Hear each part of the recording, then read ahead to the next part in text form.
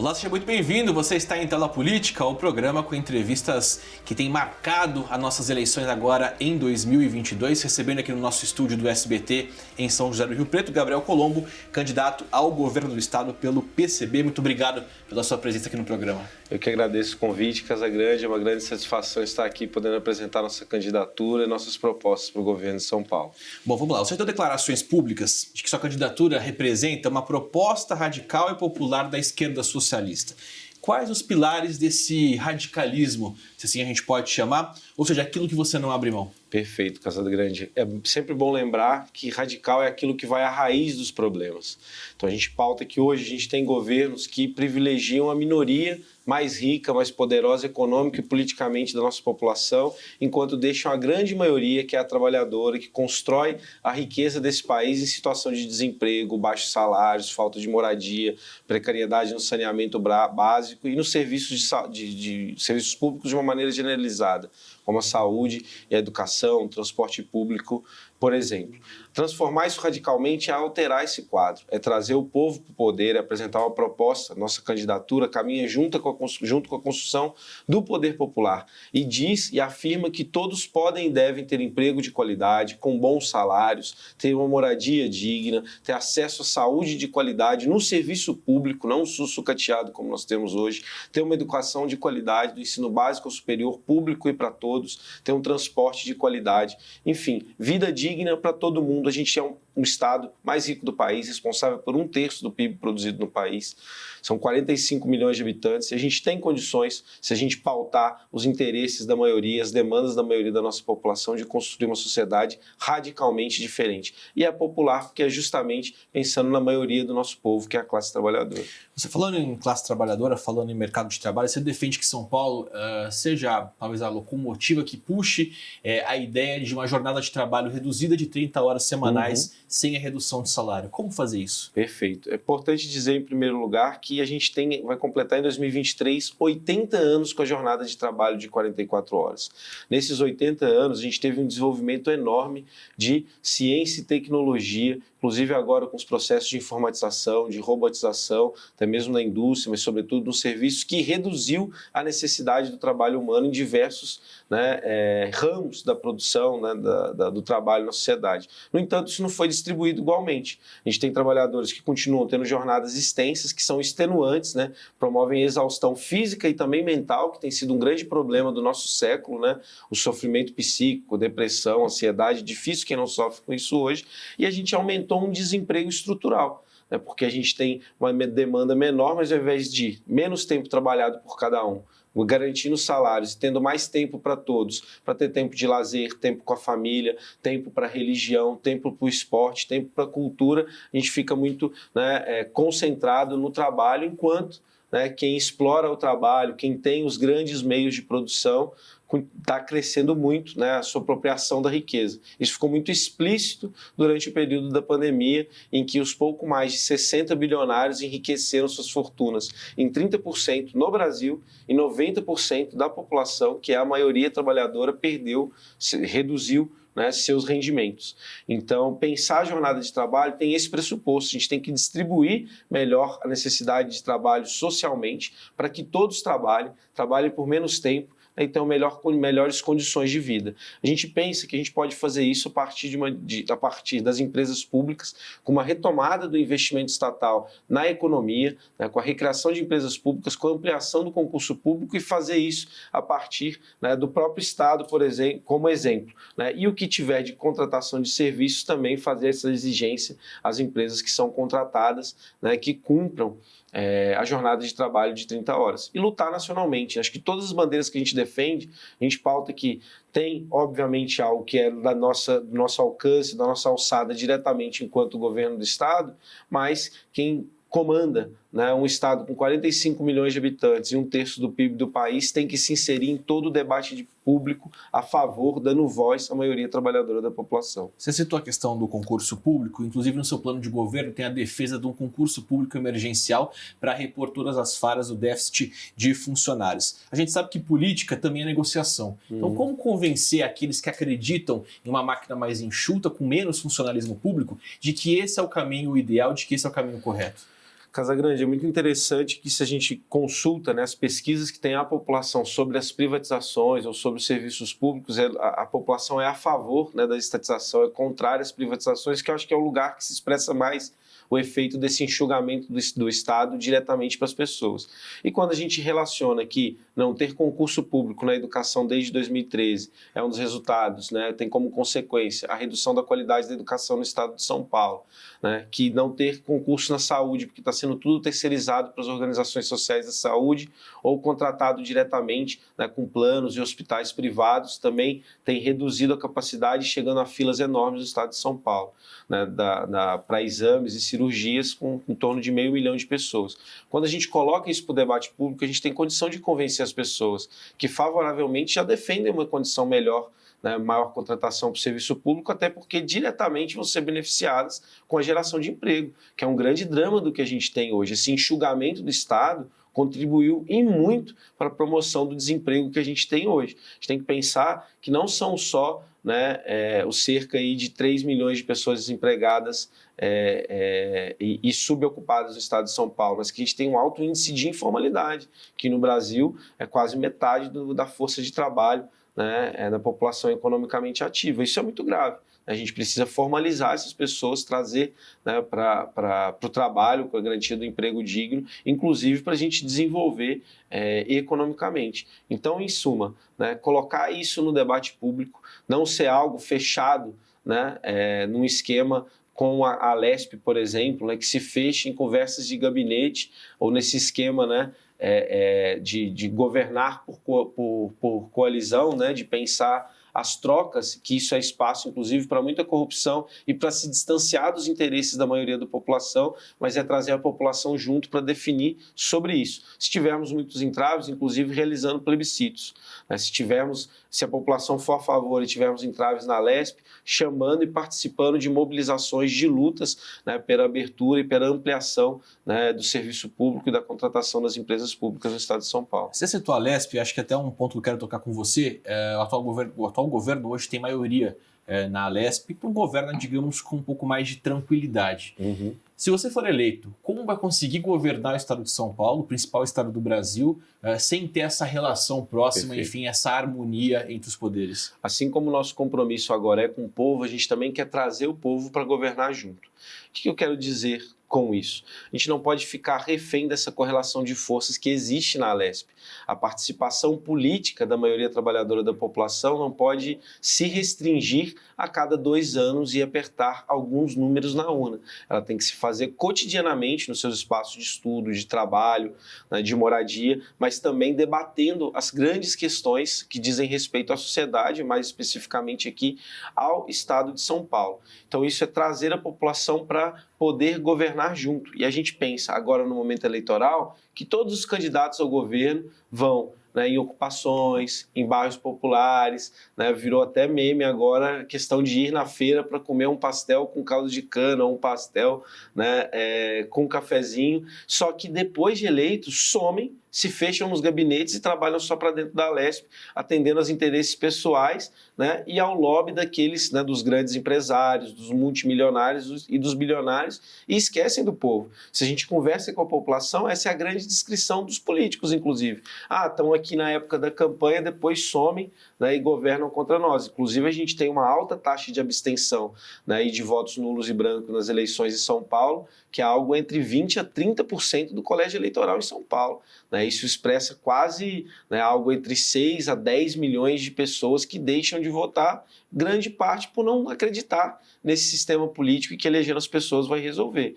Agora, se a gente tira esse conforto, né, do deputado estadual de poder agora vai falar que defende os interesses do povo, mas na hora de votar se fecha e vota contrário, se a gente chama junto, vai estar lá o governador e a população manifestando em frente à Alesp, fazendo o debate público. E para isso, inclusive no estado de São Paulo, a gente tem um grande instrumento, né, que é a TV Cultura, uma TV estatal, pública, que a gente pode dar voz às demandas e aos interesses dos trabalhadores para que paute a grande política do estado de São Paulo. A população está preparada para isso? Acho que ela está envolvida na política ao ponto de cobrar, por exemplo, na frente da Alesp, o desempenho dos deputados? Bom, né, a gente tem muito pouco estímulo para que isso seja feito, né? A gente tem pouco espaço para que isso seja colocado. Se a gente tem um governo, a gente vai estimular isso. Se na TV a gente está colocando a importância desses processos, né, de mobilização, isso vai ser retomado. E mais, as pessoas têm uma desconfiança e medo muitas vezes de ir, porque tem uma forte pressão também, muitas vezes como isso ocorre no estado de São Paulo, a gente tem, né, um batalhão especializado, que é o BAEP, né, um batalhão tático, entre outras coisas, em reprimir greves e manifestações. Agora, se a gente está passando para o debate, se isso está se massificando, isso amplia a capacidade de mobilização. Mas a gente não pode esquecer que a gente teve grandes acontecimentos no estado de São Paulo nesse sentido, de greve de professores que duraram mais de 100 dias, né, e mesmo agredidos pela polícia militar no momento sob o comando, naquele momento sob o comando de Alckmin, estou pensando em 2015, mas ainda assim resistiram bravamente cerca de 100 dias de greve. E depois, naquele mesmo ano, as ocupações secundaristas que conseguiram revogar, né, fazer com que o governo Alckmin recuasse, né, no projeto de reorganização escolar, inclusive demitindo o Hermann, que era o secretário de Educação naquele período. Então, assim, há experiência de lutas no estado de São Paulo, inclusive as mais recentes, em 2021, São Paulo foi exemplo, diversas cidades pelo interior realizando os atos, exigindo vacina no braço e comida no prato, né, responsabilizando, né, e denunciando o descaso do governo, tanto com a política, né, de vacinação, quanto todas as políticas e medidas sanitárias para o enfrentamento à Covid, como o panorama gravíssimo, né, de fome e de insegurança alimentar que se expandia pelo país, com as filas dos ossos, né, aparecendo aí nas gôndolas dos mercados, a pele de frango, o pé de galinha, o pescoço de galinha novamente. Então, acho que há históricos de luta e isso pode ser reforçado. Se a gente vai, tem muitas lutas também, e aí já para te passar a bola de novo, Casagrande, que ocorrem, né, mais localizadas. Então tem gente lutando e ocupando para poder ter moradia, né, tem estudantes fazendo mobilizações para ter uma educação na universidade, para ter política de permanência estudantil, bolsas em melhores condições, né, tem sindicatos de diversas categorias fazendo greves por melhores condições de trabalho. Então, assim, fragmentado, né, cada um no seu quadrado, digamos, fazendo suas lutas. A gente pode conseguir fazer um processo e tende a fazer isso e quer fazer isso como governador, de unificar também isso em um programa de lutas comum para melhorar em diversas áreas as condições de vida do povo paulista. Na sua fala você citou o BAEP, né, e uma das suas bandeiras de trabalho, de plano de governo, desmilitarização da polícia. O porquê e como aplicar isso? Bom, acho que o primeiro ponto, né, a gente tem como resposta para a segurança pública nos últimos 30 anos militarização, mais investimentos em equipamentos e na polícia militar. Alguém se sente mais seguro hoje? A gente vê aumentar escancaradamente a insegurança pública, né, no estado de São Paulo. Porque a lógica de militarização, ela não atende à segurança da vida das pessoas, mas uma segurança mais direta ao patrimônio. E aí a gente tem que pensar em que mais efetivo para combater esse tipo de violência é o enfrentamento à desigualdade social. A gente tem um cenário hoje em que a juventude tem muito poucas oportunidades de emprego, de trabalho, de educação de qualidade, tem dificuldade no acesso à saúde, o transporte público é precário, é caro e é sucateado. Então, assim, criar a nossa juventude, a nossa população trabalhadora precisa ter espaço nessa sociedade e ter condições dignas de vida. Fazer esse enfrentamento à desigualdade social é uma das melhores políticas de segurança pública que a gente pode realizar hoje, inclusive com resultados muito imediatos. Não é algo de médio e longo prazo, é algo para resultados imediatos, né? Porque a gente tem visto, inclusive, na questão, né, dos roubos, né? A gente vai roubar carne, comida no supermercado porque não está tendo o que comer, né? Óbvio que isso não resume todo o processo de violência, de furtos e roubos, mas isso acontece, né? E o segundo ponto, né, a gente tem um baixíssimo índice de resolução dos crimes do estado de São Paulo, justamente porque é desvinculado dos interesses e das necessidades das vítimas, né, de ressarcimento, de reparo. A gente precisa trazer a população também para participar da definição de prioridades para a segurança pública. Isso a nível coletivo mais geral, né, nos espaços de trabalho, de estudo, sobretudo nos bairros, né, de moradia, para definir em conjunto as prioridades de segurança pública, mas também ter uma participação da vítima, né, nessas investigações. E o terceiro ponto que ter maior investimento em inteligência, né, em prevenção. Isso é fundamental, que há muito pouca atuação nisso.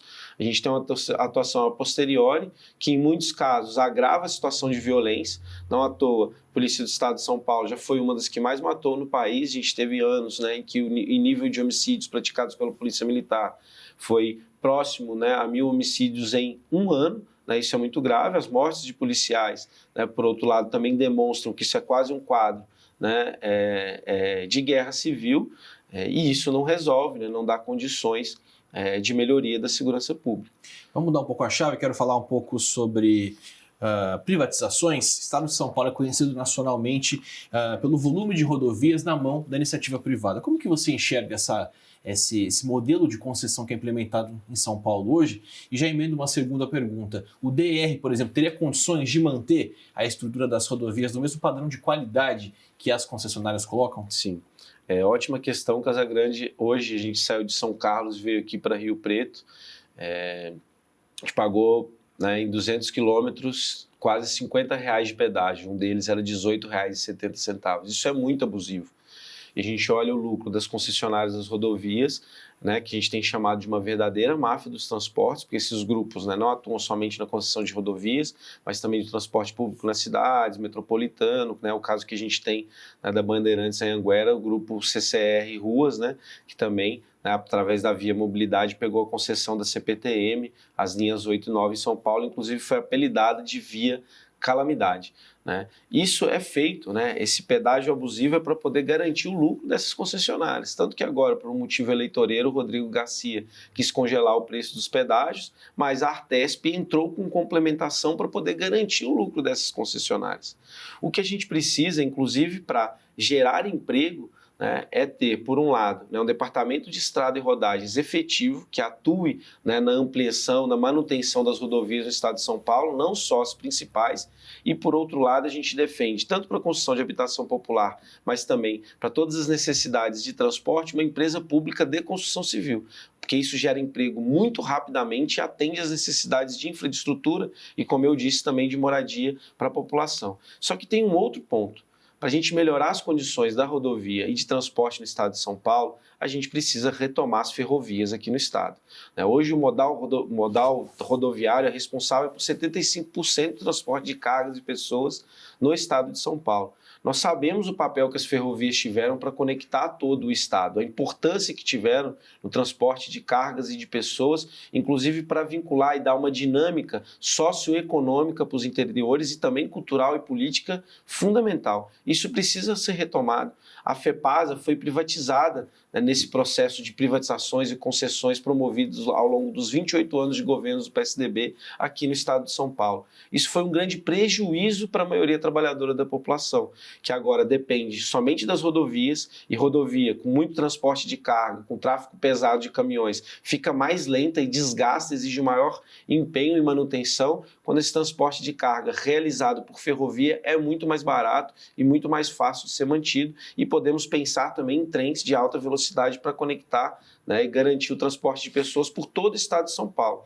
E aí, só para concluir nesse sentido, cumprindo um papel, né, não só do transporte diretamente, mas socioeconômico. Então, voltar, porque as ferrovias elas não deixaram de existir, só que hoje elas estão nas mãos de grandes grupos econômicos, monopólicos, que exportam commodities, né, minérios, né, o etanol, né, mas sobretudo a cana-de-açúcar, né, no caso o açúcar, né, no caso do grupo Rumo Logística, que pertence à Raízen. Então, assim, não é que as ferrovias não estejam aí, mas está atendendo ao interesse de uma minoria, com uma outra finalidade, para exportar essas riquezas. O assunto ferrovias, claro, vem sempre à tona, porque vários candidatos estão pontuando, né, a instalação de trens intercidades, a grosso modo na região metropolitana de Campinas, região metropolitana de São Paulo, Sorocaba, enfim, aquele aglomerado urbano muito mais próximo da capital. Mas como trazer para o interior, para esses fundões aqui do estado? A gente está a mais de 400 quilômetros da capital. Como conseguir tornar as ferrovias viáveis para esse meio de transporte aqui para o interior? Isso, né, exige, de fato, uma expansão da malha ferroviária no estado de São Paulo. A gente pauta a partir da recriação da FEPASA, né, que é das Ferrovias Paulistas S.A., garantindo esse papel e aí com muita geração de emprego, né? Hoje, inclusive, eu comentei nas redes sociais sobre esses pedágios aqui e pautei a recriação da FEPASA. Teve vários depoimentos, né, de pessoas jovens também comentando da importância que foi para a família, né, a FEPASA na geração de empregos. Isso é muito forte no interior, tanto que as estações ferroviárias nos interiores, né, ainda existem como espaços, né, culturais, turísticos, tem uma memória simbólica muito forte, né, das ferrovias, do papel que cumpriram. Então já conectava, né, durante a Caravana do Poder Popular, que é o giro que nós temos percorrido por todo o estado de São Paulo, a gente teve em Assis, por exemplo, que tem essa memória também, né, tá aqui na região, né, tá próximo aqui na região do Vale do Paranapanema. E lá, inclusive, a prefeitura tentou fazer uma iniciativa, né, de criar um vagão para circular ali só a área central no fim do ano, né, uma política para incentivo ao turismo, e a empresa privada que tem a concessão da ferrovia proibiu. Né? Então, assim, é um absurdo, né? E muito no sentido de, não, nem tentem retomar essa memória simbólica e não para não dar um peso político, né? Uma vontade da retomada das ferrovias aqui no estado. A gente também teve em Bauru, que era o maior entroncamento ferroviário da América Latina, né, que tinha uma estação enorme que está parada porque está totalmente sucateada com risco de queda, né, então o Ministério Público Federal embargou lá. A gente vê por várias cidades os trens, né, abandonados que ficaram em alguns trechos dos trilhos, assim, isso em algumas cidades. Então é necessário, né, óbvio. Campinas, que é uma região metropolitana que tem quase aí, ou cerca de 13 milhões de habitantes, conectada a São Paulo, isso é fundamental. Mas é preciso pensar todo o estado de São Paulo conectado sobre trilhos. Exatamente. Isso sempre gera emprego, a gente ativa a economia, garante condições de vida para muitas pessoas, né, e a gente coloca a economia para rodar, né, injeta dinheiro, investimento que vai trazer melhorias nas condições de vida para todas as pessoas, não só para quem vai trabalhar diretamente, né, assalariado, mas para quem também tem seus pequenos negócios de mercadoria e serviços. Isso facilita muito, barateia frete, facilita, né, a integração, né, seja na micro-região, seja na região mais ampliado. Isso é muito importante e foi colocada de lado para atender o interesse só de uma minoria que exporta nossas riquezas naturais. Essa que é a verdade. Vamos falar um pouco de saúde agora? O interior Claro. Aqui é praticamente coberto, né? Ele depende muito de santas casas e hospitais filantrópicos. A sua visão de saúde para o estado de São Paulo, de fato, um sistema único de saúde universal para todos os moradores do estado, continuar investindo nesse segmento, enfim, apoiando as santas casas e hospitais filantrópicos, ou, por outro lado, criar hospitais regionais, enfim, que são mantidos pelo Estado? Excelente, Casagrande. 100% do investimento público em saúde para a saúde pública. Ampliar o investimento em saúde, mas ampliar, né, as equipes, né, médicas, de enfermagem, multiprofissionais, mas ampliar também os equipamentos públicos de saúde. Isso é fundamental para que ninguém tenha que esperar horas para ser atendido desde a unidade básica de saúde, meses para realizar um exame e anos para poder realizar uma cirurgia, quanto mais alta é a complexidade dessa cirurgia. Para isso, a gente precisa expandir o investimento na saúde pública. Quando a gente fala em hospital filantrópico, passa essa impressão de que é algo como, né, uma caridade, uma benevolência do setor privado para, né, os interesses da maioria da população. Mas, na verdade, é dinheiro público que contrata um serviço privado e esses hospitais privados, eles têm isenção de impostos por vender esse serviço. Então, é vantajoso para os hospitais privados. Por isso que eles mantêm a venda desses serviços comprados com dinheiro público, né, para receber essas isenções, mesmo com a tabela do SUS desatualizada. E, ao mesmo tempo, a saúde pública fica precarizada, fica sem ter condições de atender às demandas da maioria trabalhadora da população. Não à toa a gente tem uma fila imensa no SUS, sobretudo para cirurgias, somadas com o exame da 500 mil de pessoas. Isso é um absurdo para um estado de ponta de economia como é São Paulo. E o impacto dessa destinação do fundo público para fins privados é muito claro quando a gente analisa os dados sobre o número de leitos, né, nos hospitais públicos aqui no estado. Entre 2011 e 2020, a gente teve uma queda de cerca de 100 mil para 52 mil leitos. É uma perda de mais de 10%, uma perda de 8 mil leitos em 8 anos. Isso é reduzir a capacidade de atender e de garantir saúde gratuita para todos. E aí, por fim, queria propor um raciocínio simples aqui. E óbvio, a saúde pública, o SUS, ele é concebido que todos tenham acesso à saúde gratuita e a quaisquer serviços de saúde. Se isso é garantido para todo mundo, ninguém vai querer pagar um plano de saúde, um hospital privado para ter uma saúde de qualidade. E a saúde deve ser, sim, um direito, não uma mercadoria. Por isso a gente depende e acha que e tem certeza que é possível garantir a saúde para todas e todos, inclusive também para gerar emprego para os profissionais da saúde que agora, com dinheiro destinado às OS, vivem aí a pejotização, terceirização, quarteirização, com uma precarização tremenda das condições de trabalho nessa área. Gabriel Colombo, só para a gente encerrar rapidamente em 30 segundos, por que você quer ser governador de São Paulo?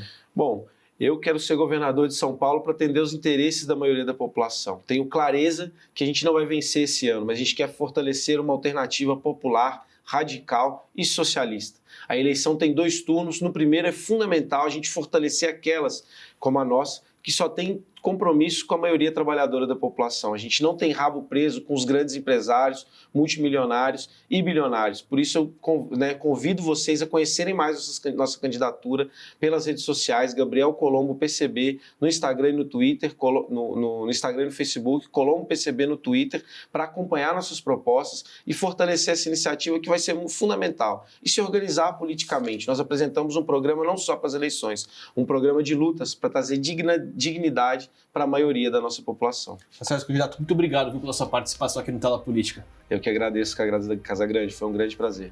Pessoal que está nos acompanhando, não importa a tela, pode ser aí pelo computador, pelo tablet, pelo celular, enfim, é só acessar sempre tela2.com.br para ver outros episódios nessa terceira temporada do nosso programa. Valeu demais pela companhia, a gente se vê, até a próxima.